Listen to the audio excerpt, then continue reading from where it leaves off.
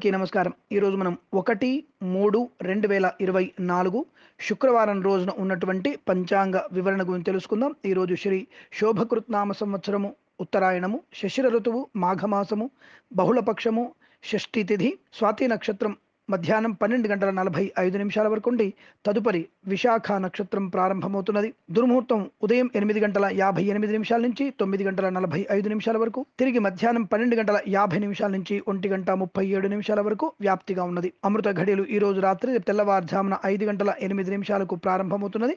రేపు సూర్యోదయ అనంతరము కూడా అమృత ఘడియ వ్యాప్తి ఉంటున్నది. వర్జము సాయంకాలం 6:47 నుంచి 8:30 వరకు.